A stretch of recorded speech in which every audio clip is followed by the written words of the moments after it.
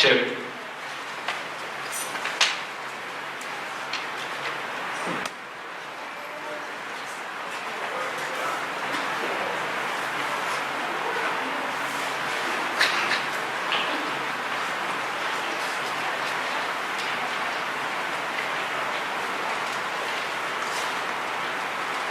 One, telling a story to a wolf, you want to be your friend. Speak plainly. For example, in the distant future, there exists a village called Chancery. This village would be familiar to 21st century humans, packed closely together, organized squares of lights, a public pool. In the 21st century, this hamlet of Chancery would have been referred to as an apartment complex. The food is similar, and everyone still breathes oxygen.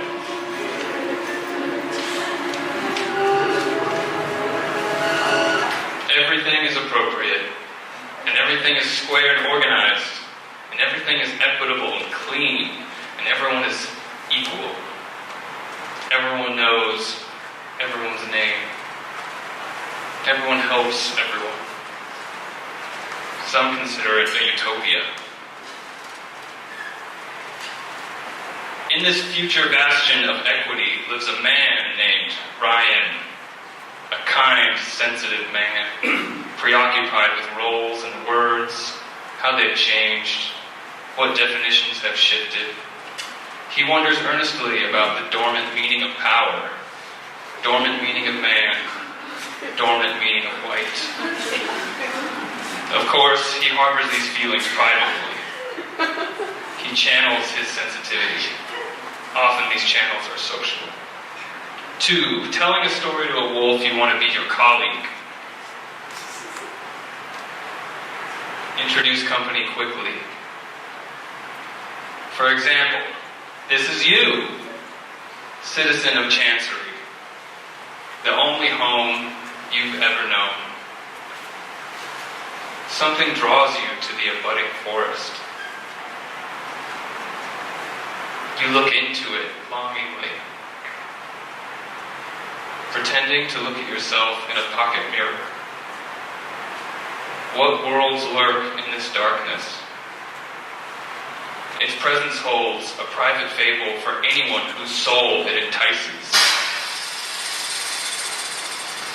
Once, a man named Reggie saw something inexplicable happen in the forest.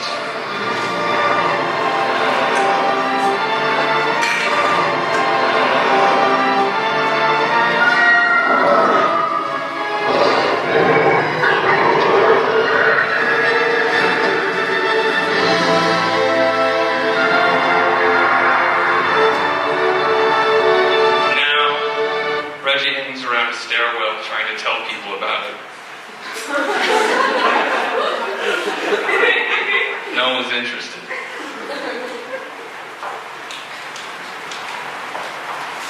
3, telling a story to a wolf that you haven't seen in a long time. Make everything simple. For example, you have recently befriended Ryan, the only citizen of Chancery who lives at the edge of the woods. You've become close to a very sensitive and kind man. He values your friendship. Perhaps you can help him learn about dormant power, about dormant manhood, about dormant whiteness. At first you speak to him because of his potential familiarity with the forest. Soon, however, you are charmed, welcoming his slouching beam and very ordinary demeanor.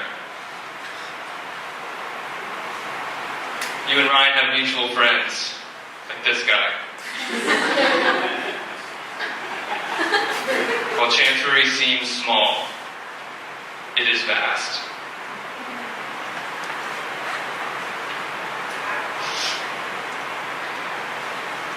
Four, telling a story to a wolf at a party or wedding.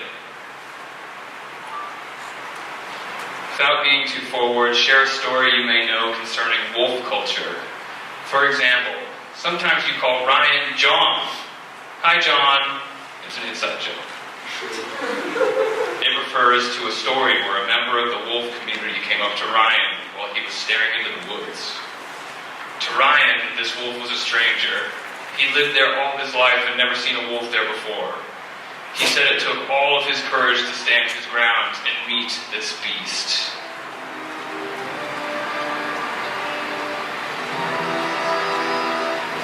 Then, according to Ryan, the wolf spoke. The wolf said hello. Ryan immediately said hello back, very aggressively, like, hello. And then the dog spoke again and said, John. Ryan rolled with it and said, I am John, which he said as if he had swung a broadsword or cracked a whip.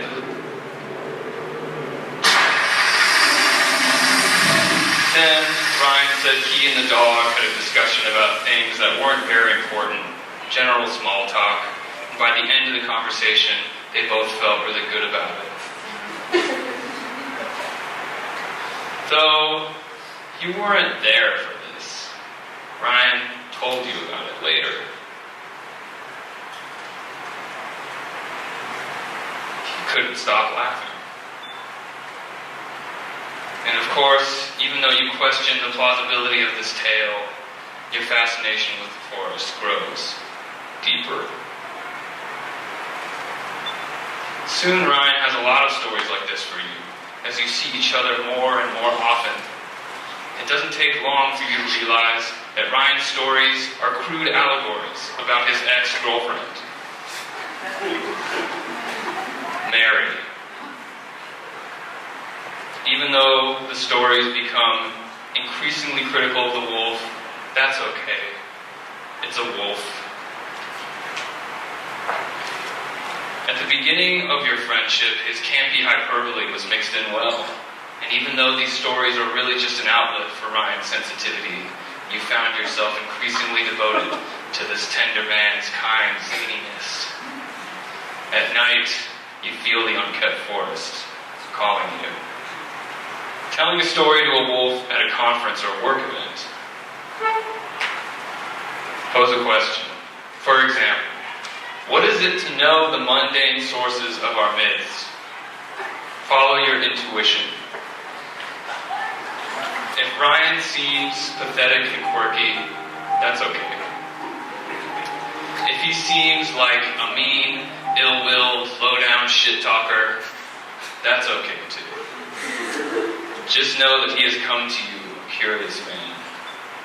His parables of the wolf are not a complaint, a grievance, or even a quibble. If Ryan is curious about power, he is just as curious about safety. See if the forest can give you that.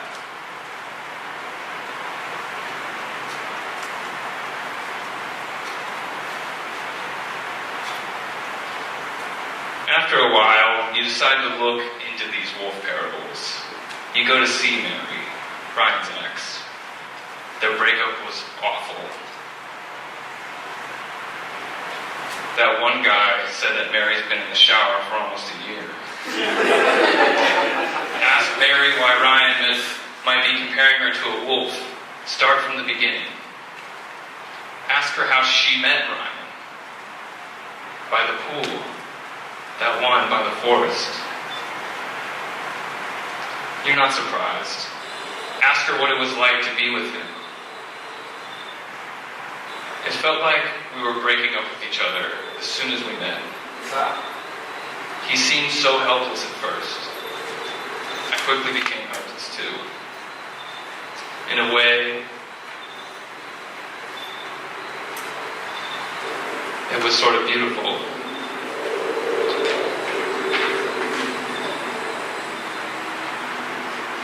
They were the type of couple who got everyone involved in their breakup.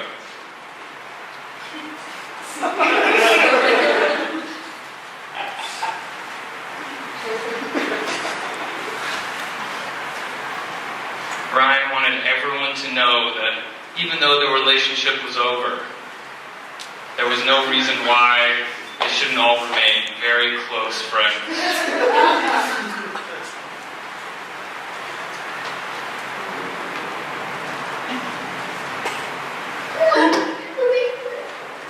crazy. We can't just stand here playing make-believe. I wanted to believe more than most. I want to be like a child again. I needed to believe there's something more than this awfulness around this planet. We have to stop. You tell Mary that Ryan's talking about her. He's talking about her like she's a wolf.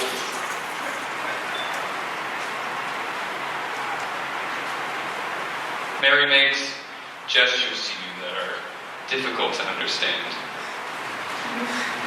What Mary means to say is that Ryan's an amazing storyteller. That must be why she stayed with him for so long.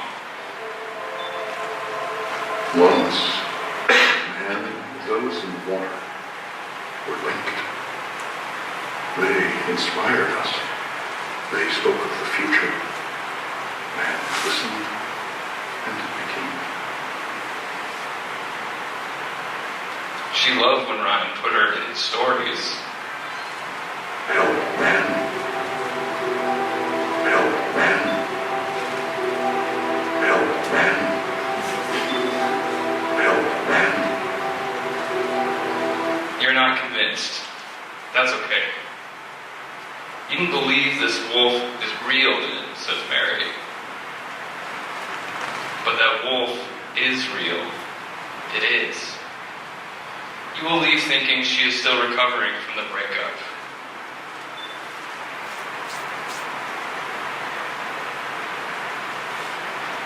You will leave thinking everything is normal.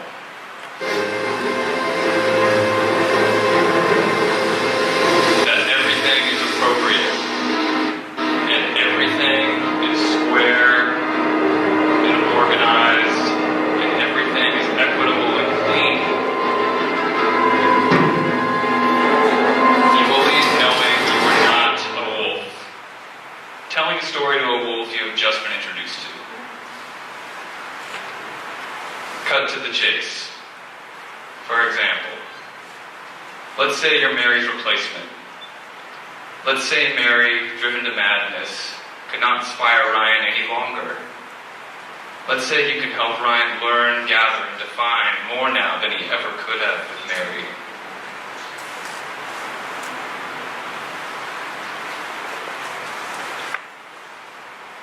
Say the door is open. Let's say that one's prey and its predator are not so easy to define in this place called Chancery.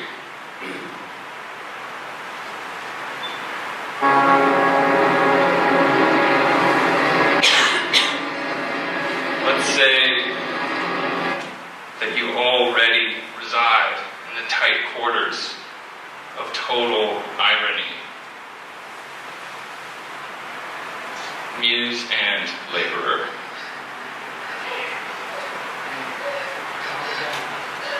Ryan is a friend in need of inspiration, refused anything but a mere sacrifice. Telling a story to a wolf that you met outside.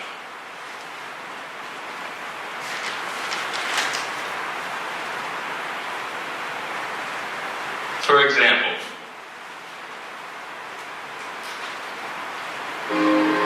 Why isn't this working? the Why wolf isn't this working? cannot be put under a spell. The wolf does not necessitate sociopathy. The wolf does not necessitate power. The wolf does not necessitate masculinity.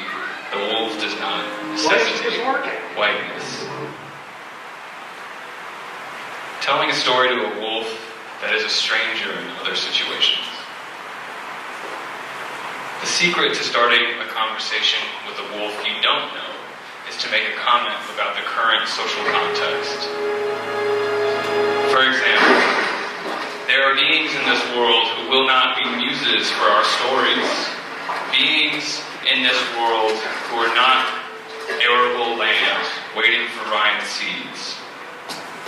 Beings who are not sheets of rock asking to be scraped for language.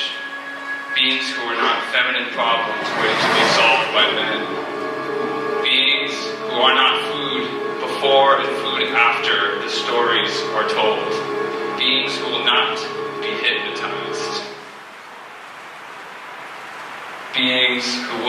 humor man's truths, who will not use clean falsehoods to destroy wild dens, beings who do not believe wolves are alone in their aggression, but are more likely protecting their community.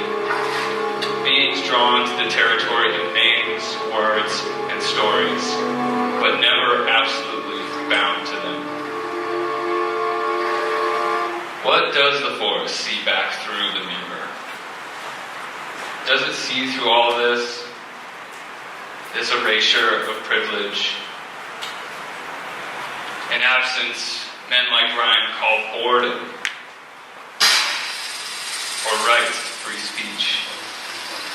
Did Ryan, in Chancery, where only the beginning of a wild can touch us, do we swim in the pool or let ourselves feel that thing in the forest? Through our lights, through our irrigation, through our mist? What breathes in our stories? What breathes out in fables?